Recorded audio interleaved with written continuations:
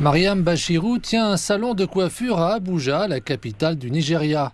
Comme des milliers d'autres petites entreprises, la sienne dépend de générateurs à essence pour survivre aux pénuries d'électricité chroniques.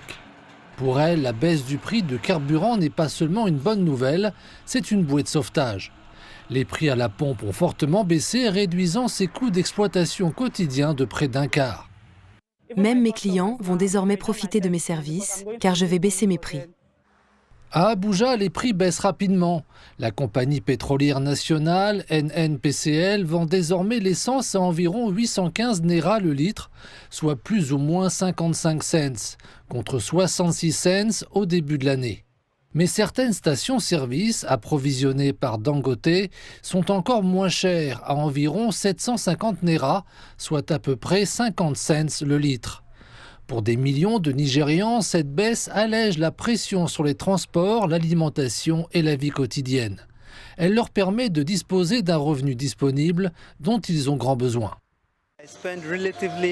Je dépense relativement moins en carburant et, par conséquent, en transport qu'auparavant. Nous sommes satisfaits de ce que nous voyons, car, bien sûr, depuis très longtemps, on assiste à une chute des prix, même pendant les périodes de fête. Derrière ces baisses de prix se cache une lutte croissante pour les parts de marché.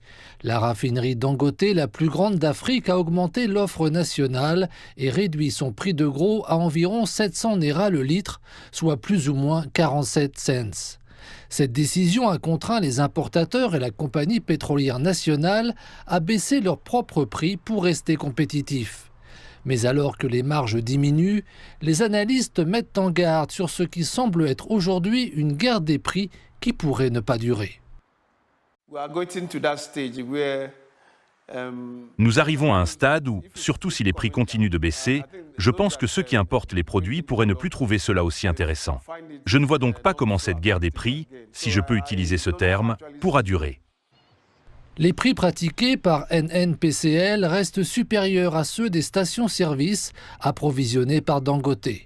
Pour les consommateurs et les petites entreprises, cette concurrence est une bonne nouvelle. Mais pour le secteur pétrolier nigérian, le véritable défi reste à venir.